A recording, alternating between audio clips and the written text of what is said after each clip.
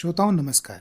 श्रोताओं, शिक्षा केवल ज्ञान प्राप्त करने का माध्यम नहीं है, बल्कि यह व्यक्ति के समग्र विकास का आधार है। यह न केवल हमारे विचारों को दिशा देती है, बल्कि हमारे व्यक्तित्व और समाज के प्रति जिम्मेदारियों को भी आकार देती है। आज के बदलते दौर में शिक्षा के स्वरूप और उसकी उपयोगिता को समझना अत्यंत आवश्यक हो गया है। इन्हीं सब बातों पर चर्चा करने के लिए आज हमारे आकाशवाणी सूरतगढ़ के स्टूडियो में उपस्थित हैं डॉक्टर पी.एस. सूदन। आप शिक्षाविद हैं और कम से कम 50 सालों से आप शिक्षा के क्षेत्र में काम कर रहे हैं और एक रेपुटेड स्कूल के सर डायरेक्टर भी हैं और बहुत इन्होंने शिक्षा को नजदीक से देखा है, समझा है। बहुत देशों की इन्होंने यात्राएं की हैं, अलग अलग जगहों पर इन्होंने देखा है कि किस प्रकार शिक्षा जो है बच्चे के ओवरऑल डेवलपमेंट में बहुत ही उपयोगी होती है। हम इनसे बात करेंगे। सबसे पहले आपका स्वागत है डॉक्टर पी.एस. सूदन। नमस्कार सर, शिक्षा का अगर हम शाब्दिक अर्थ देखें, वास्तविक अर्थ क्या होती है शिक्षा? सबसे महत्वपूर्ण पक्ष जो मैं शिक्षा का मानता हूँ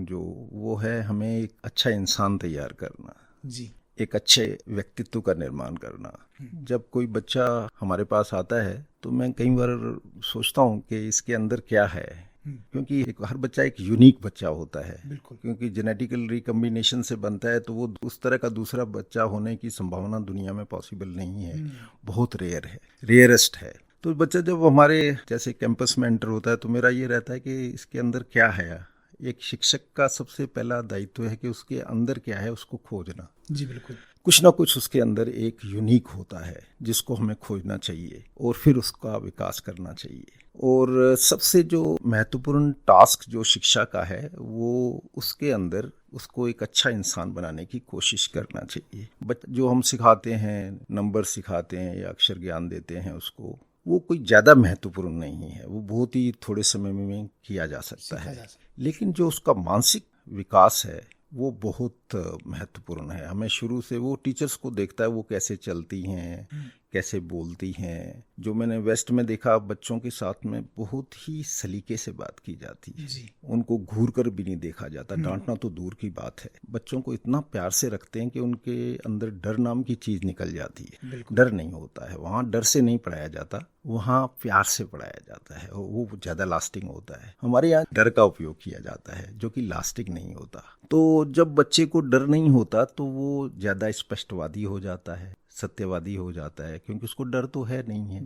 जब कोई मिस्टेक होती है तो वो सिंपली कहता है इट्स ए मिस्टेक। हमारे यहाँ तो कुछ हम लोग पेरेंट्स भी रूड होते हैं और कई बार उसको थप्पड़ भी लगा देते हैं, कई बार वो वायलेंस भी हमसे ही सीखता है। ये जो सारी चीज़ें हैं, वो जो डर की वजह से वो झूठ बोलना भी सीखता है, तो उसके व्यक्तित्व पर बहुत बुरा असर पड़ता है। हालांकि हमारे बच्चे मेहनती बहुत होते हैं, वो इतने मेहनती होते हैं कि एग्जाम्स में पूरे अंक लाते हैं, इतनी मेहनत करते हैं वो, लेकिन वो रट कर लाते हैं। ज्यादातर अंक पर ही कंसंट्रेशन होता है, वास्तविक ज्ञान की ओर उनका कंसंट्रेशन जैसा आपने जिक्र किया कि वेस्टर्न कंट्रीज की अगर हम बात करें तो वहाँ पर टीचर्स जो है बच्चों के साथ काफी पोलाइट रहते हैं, बहुत ज्यादा। लेकिन हम अगर कहीं ना कहीं देखें तो जनसंख्या भी इसमें एक बहुत बड़ा फैक्टर है। वहाँ हो सकता है एक क्लास में 15 से 20 बच्चे होते हैं, यहाँ हमारे पास 70 बच्चे भी एक क्लास में कई बार देखे जाते हैं। तो टीचर के लिए भी मुश्किल हो जाता है कि वो खुद को पोलाइट रख पाए। हाँ, नहीं, बहुत मुश्किल होता है, क्योंकि टीचर का अपना एक पारिवारिक जीवन होता है जी।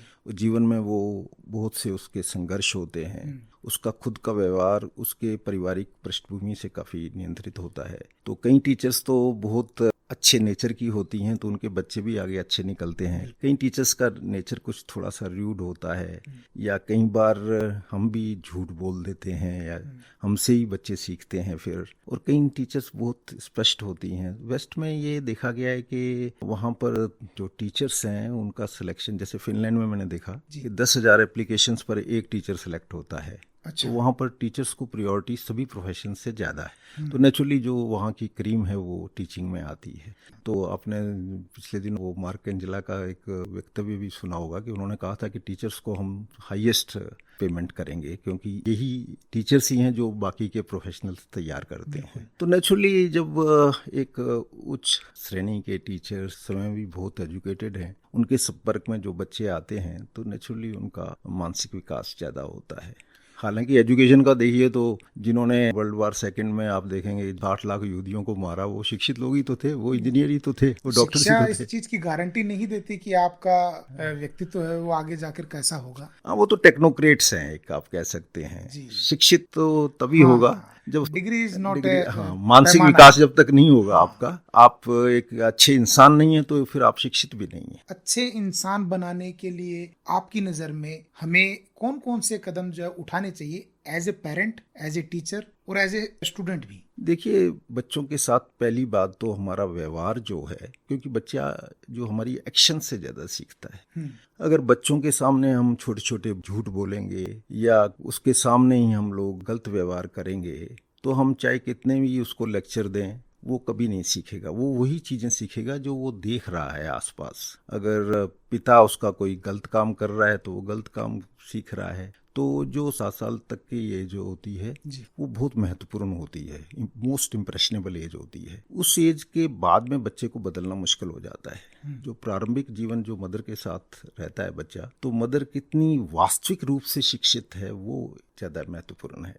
पहले के 7 साल। हाँ, पहले के 7 साल। अगर मदर बहुत ज़्यादा एजुकेटेड है और बच्चे के साथ में बहुत ही स्टैंडर्ड का व्यवहार रखती है और बच्चे के सामने झूठ नहीं बोलती या बच्चे को बड़े प्यार से रखती है, उसको संवेदनशील बनाती है, उसको जो जो शुरू के प्रारंभिक दिनों में उसको जो जो बताती है, नेचर के प्रति उसको अगर गंभीर करती है, तो वो चीज़ें फिर उसको जीवन पर्यंत उसके साथ रहती हैं। हम अक्सर देखते हैं कि हमारी जो जनरेशन है, मिलेनियल्स हम कहें अगर, तो वो प्राउड महसूस करते हैं कि कुछ नहीं है, बच्चों को प्यार से नहीं रखते, हमें तो पापा पीटते थे बेल्ट से, तभी हम इतने स्ट्रांग हो पाए हैं। तो क्या जो ओवर केयरिंग है उससे बच्चे ज्यादा सॉफ्ट हो जाएंगे? क्या वो हार्डशिप अगर आती है उनके जीवन में, उसको उनको सहन करने की क्षमता कम हो जाएगी? नहीं, ऐसा नहीं होता है। वो तो मानसिक रूप से अपना स्वास्थ्य का ध्यान तो रखें ही जी। और ये नहीं होता है कि हमने बहुत टफ लाइफ लीड की है। ये तो जरूर है कि जितना लाइफ में आपको डिफरेंट तरह का एक्सपोजर मिला है जी। वो पक्ष भी स्ट्रांग है। आपने जैसे बचपन में हम लोगों ने बहुत डिफिकल्ट लाइफ लीड की है,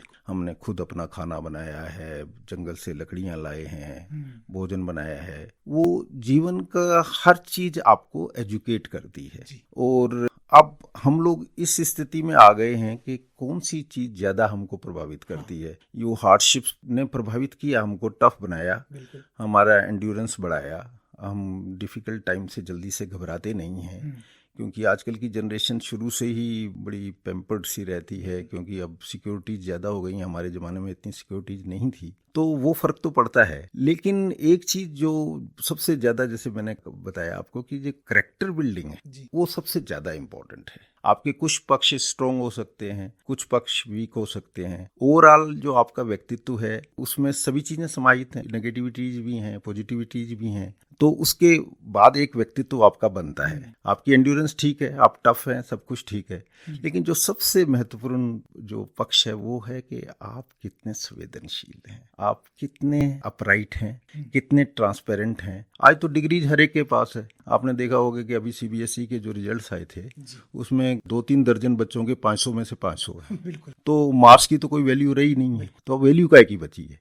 वैल्यू बची है कि आप कितने संवेदनशील हैं, आपका कम्युनिकेशन स्किल कैसा है, आपका व्यवहार कैसा है, आप लोगों से किस तरह का आचरण करते हैं, आप क्या उनसे झूठ बोलते हैं या आप उनके स्ट्रेट हैं। आपका जो वो पक्ष है अगर वो स्ट्रोंग है तो आपको एक अच्छा इंसान। जैसा आपने बताया कि इन सब बातों का आज ज्यादा वैल्यू है कि हम कितने संवेदनशील हैं, लेकिन हम देखते हैं जब रिजल्ट आता है तो जो टॉपर्स हैं उन्हीं की जब हम देखते हैं रैलियां निकाली जाती है, आजकल कार पे, जीप में या ट्रक्स में उनको बिठाकर माल्यार्पण किया जाता है। समाज जो हमारा है वो तवज्जो उनको दे रहा है। तो जो बाकी बच्चे देख रहे हैं या जो आने वाली जनरेशन देख रही है वो यही देखती है कि ज्यादा इम्पोर्टेंस समाज में नंबर लाने वालों की ही रहेगी। हम इस चीज को कैसे तोड़ेंगे कि नंबर्स के साथ हमारे व्यक्तित्व का विकास ज्यादा जरूरी है। जब तक कि हम व्यक्तित्व में अच्छे लोगों को प्रायोरिटी नहीं देंगे बजाय कि नंबर वालों को। दूसरा ये होता है ना कि अभी यही कुछ स्टडीज आई थी, उसमें ये देखा गया है कि जो हायर परसेंटेज वाले बच्चे हैं जिनके 95% से ऊपर हैं जी, और जो बच्चे 85 के 80s में हैं, 80s में वाले बच्चे ज़्यादा सक्सेसफुल हैं लाइफ में। जी, उनकी अपेक्षा जिनकी बहुत हाई परसेंटेज है। क्योंकि जो 85 या इसके अराउंड के बच्चे होते हैं उनके अंदर थिंकिंग स्किल कुछ ज़्यादा डेवलप हो जाती है। कारण ये है कि वो दूसरे चीज़ों में भी ध्यान देते हैं, वो दूसरी को करिकुलर एक्टिविटीज़ में भी ध्यान देते हैं, वो नाटकों में भी ध्यान देंगे, कहानियाँ भी पढ़ेंगे, तो उनका जो मानसिक विकास है वो कुछ बेहतर हो जाता है। और जो वो 98% वाला 99% वाला बच्चा है वो ज़्यादातर स्टडीज या बुक वार्म जिसको कहते हैं वो बन जाता है। और यहाँ तक देखा गया है कि वो IITs वगैरह भी क्रैक कर लेते हैं, लेकिन उनका आत्मविश्वास उन बच्चों से कम होता है। अभी देखा हमने हाल ही में मम्माज बॉयज बोलते हैं उनको, कि वो छोटी छोटी बातें भी अपने मम्मी से पूछते हैं कि भाई ये मैं कैसे करूं, क्योंकि उनको जो प्रैक्टिकल लाइफ के अनुभव उनकी अपेक्षा जिनके जो 85 या जो इनको हम मीडियोकर बच्चे कहते हैं उनसे वो ज़्यादा प्रैक्टिकल होते हैं और ज़्यादा अल्टीमेटली ज़्यादा सक्सेसफुल होते हैं। अभी हाल ही में एक वीडियो भी वायरल हुआ था जिसमें कुछ बच्चे हैं जिन्होंने टॉप किया था इंजीनियरिंग एंट्रेंस एग्जाम को, और सेलिब्रेशन चल रहा है बट वो वहाँ डांस नहीं कर पा रहे, वो शाई बहुत ज़्यादा है, तो उनका ओवरऑल जो डेवलपमेंट है वो कहीं पीछे छूट जाता है। हम बात करते हैं स्किल्स की। आपने जैसा कि बात की कि वो हर फील्ड में मीडियोकर बच्चे जो हैं वो अपने आप को आगे पाते हैं। हमारे स्कूल्स जो है, हमारी एजुकेशन जो है, क्या वो स्किल डेवलपमेंट सिखा रही है, या जो नई शिक्षा नीति आई है उसमें स्किल्स पर ध्यान दिया जा रहा है? प्रैक्टिकली क्या ग्राउंड लेवल पर इम्प्लीमेंट हो पा रही है? प्रॉब्लम क्या है कि एक तो हमारे यहाँ स्किल पर ज़्यादा इसलिए ध्यान नहीं दिया जा रहा, जो छोटी मोटी स्किल्स हैं हमारे यहाँ अभी तक जो स्किल्ड वर्कर्स हैं, जो जैसे मान लीजिए इलेक्ट्रिशियंस हैं, प्लम्बर्स हैं, ये बड़े इजीली अवेलेबल हो जाते हैं। मैं आपको एक बात बताऊंगा, अभी मैं US में था तो हमारे घर में 2 प्लग लगाने थे, तो मैंने अपनी कज़न को फ़ोन किया, ये 2 प्लग लगाने किसी इलेक्ट्रिशियन को भेज दीजिए। उसने आके घंटे भर में लगाया, घंटा 1.5 घंटा लगा होगा, वो एक गाड़ी में आया, लगा के मेरे से कहने लगा कि आप मुझे $700 दे दो। अच्छा, $700 का मतलब था 70,000 रुपये। तो लगभग 70,000 रुपये, तो मैं घबरा गया। मैंने कहा यार 2 घंटे काम किया, 70,000 रुपये, मैं तो उसको इंडिया के हिसाब से सोच रहा था। वहाँ पर तो बहुत ज़्यादा इसकी अहमियत है।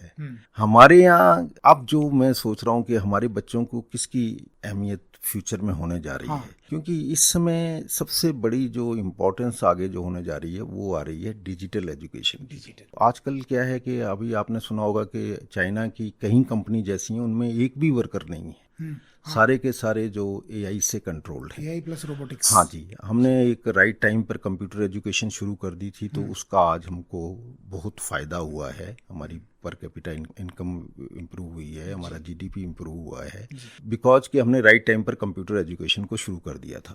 आर्टिफिशियल इंटेलिजेंस में या रोबोटिक्स में या इन फील्ड्स में, एक डिजिटल एजुकेशन में अगर इस समय सही तरीके से उतर जाते हैं तो फ्यूचर में हमारे लिए ईजी हो जाएगा। क्योंकि आने वाले, जैसे अगर अपने जो हरारे की किताब पढ़े हैं तो वो बड़ी डरावनी है। हरारे कहते हैं कि आने वाले टाइम में जो आम लोगों की तो जरूरत ही नहीं रहेगी इन लोगों को, क्योंकि वो सारा कुछ रोबोट्स करेंगे, फौजें भी रोबोट्स की होंगी, घर का डोमेस्टिक काम भी रोबोट्स करेंगे, तो फिर आम लोगों की क्या जरूरत रह जाएगी?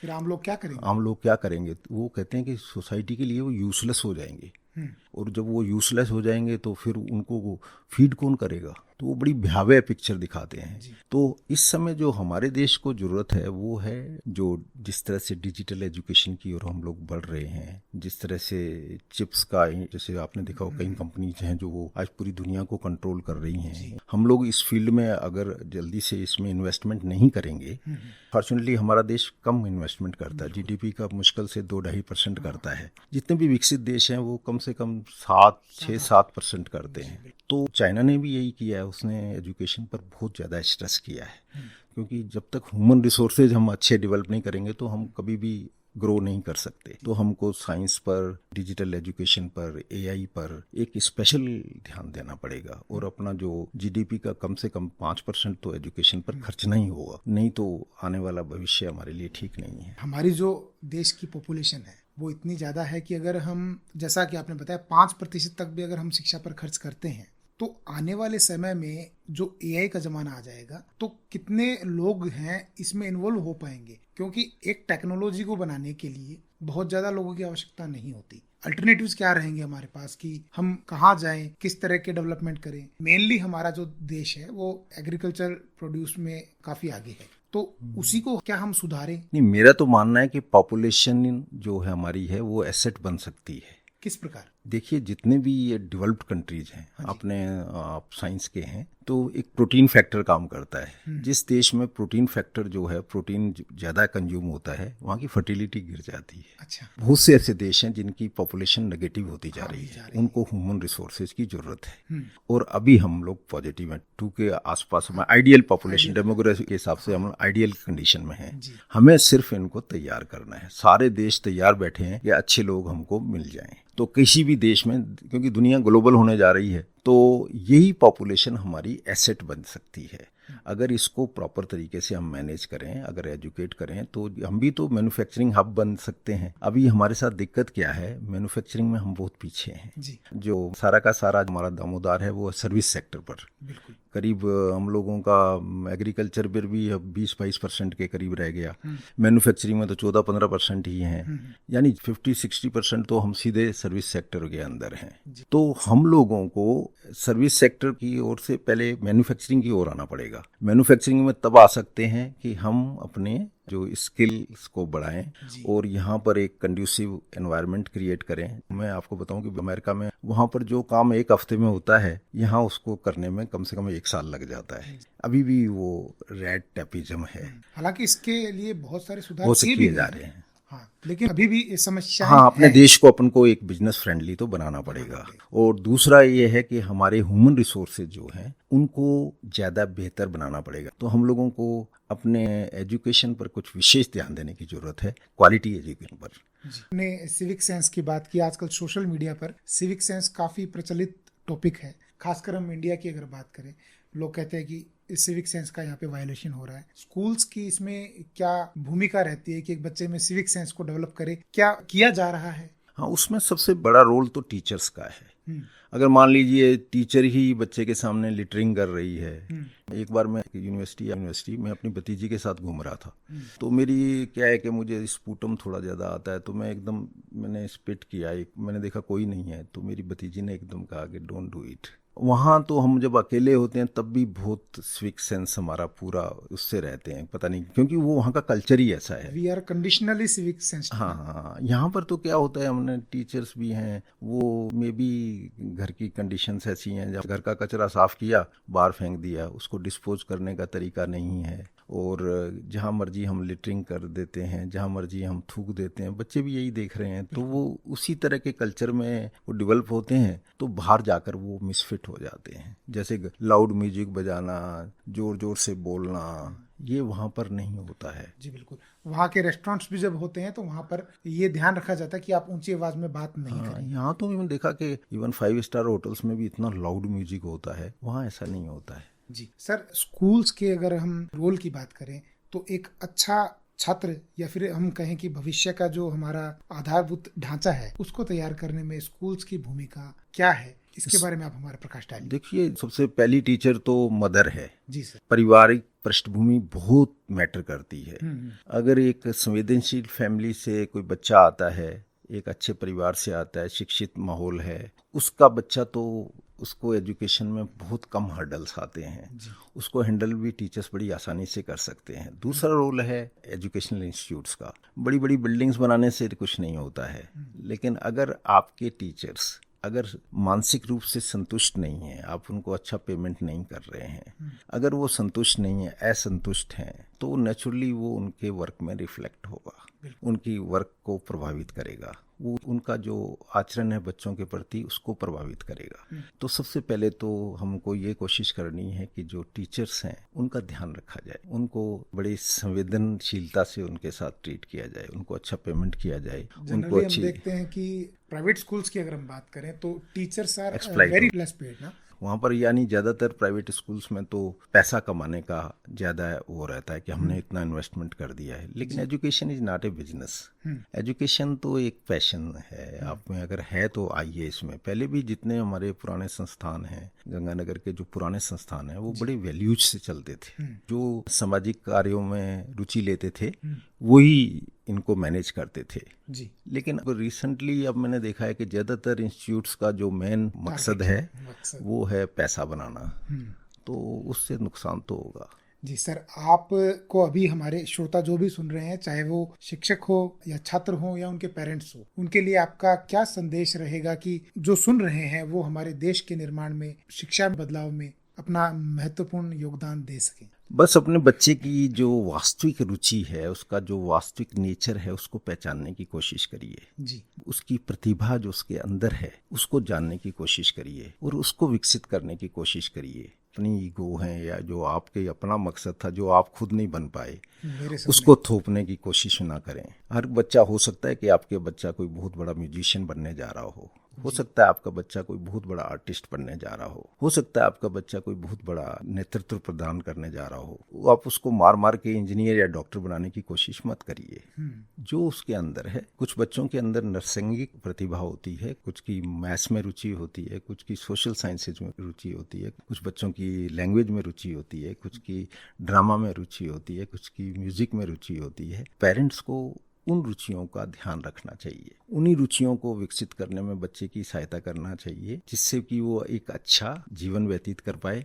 वरना वो सारी जिंदगी अपने को फंसा हुआ महसूस करेगा। मन की जो उसको करने की थी, वो आज कई जगह ऐसे देखा गया है कि बड़े डॉक्टर्स बनने के बाद में भी लोग प्रोफेशन चेंज कर लेते हैं। एक शेखर कपूर हुए थे, वो वास्तव में चार्टर्ड अकाउंटेंट थे, लेकिन बाद में उन्होंने बहुत अच्छी फिल्म्स बनाई। तो इस तरह की बहुत से लोग हैं। डॉक्टर श्री राम लागू हुआ करते थे, वो डॉक्टर थे, लेकिन वो फिल्मों में एक बहुत अच्छे चरित्र अभिनेता के रूप में उभरे। तो ऐसे बहुत से लोग हैं। ये हमने बचपन में ही बच्चे की जो अभिरुचियां हैं उनको ध्यान रखना है और उनको विकसित करने में उसकी मदद करनी चाहिए, तभी वो एक खुशहाल प्रसन्न जिंदगी जी पाएगा। जी बिल्कुल, बहुत ही अच्छा संदेश आपने हमारे सुनने वालों को दिया। उम्मीद है कि सब इसको सुनेंगे और अपने जीवन में इम्प्लीमेंट करेंगे, और कम से कम अपने परिवार में तो इम्प्लीमेंट करेंगे, और अपने बच्चों को उनकी पसंद का, उनकी रुचि का जो विषय है उसको चुनने देंगे, अपना कैरियर खुद डिसाइड करने देंगे। डॉक्टर पी सूदन, आप हमारे आकाशवाणी सूरतगढ़ के स्टूडियो में आए, आपका बहुत बहुत धन्यवाद। आपका भी बहुत बहुत धन्यवाद।